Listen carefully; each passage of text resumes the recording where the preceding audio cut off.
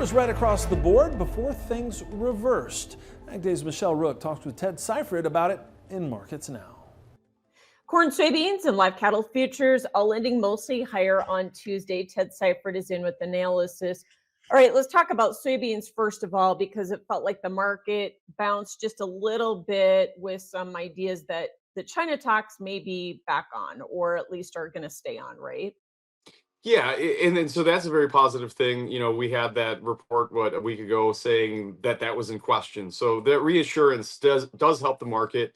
You also started the day with a lot of strength coming over from energies. Crude oil being sharply higher once again, and we do have that energy component for biofuels and soybean oil. Soybean oil, started the day strong, but really did kind of fade at the end.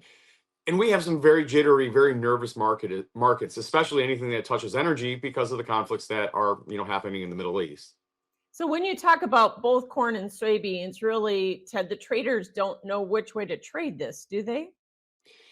Yeah, again, it's tough to say because we have the energy component for ethanol and biodiesel, but then we also have the concern of demand destruction and things that happen to global economies when we have conflicts like this. And also, a new trade tiff with Spain potentially, who has been a pretty good customer of ours, at least, this marketing year. So you've got a lot of conflicting factors that are happening right now, and you've got markets that are really trying hard to decide, which factors are going to matter most, how long things like this are going to last.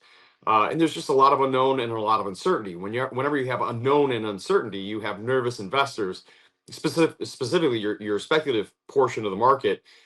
So their mood can change by the hour. That's just sort of the news cycle that we're in right now.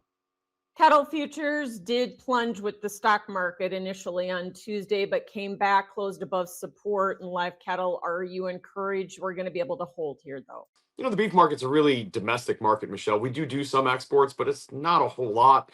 And with the dust settling and a little bit less uncertainty, I think that's where we're able to find that strength. And the stock market came back really solidly on Tuesday as well, so that took a little bit of less concern away.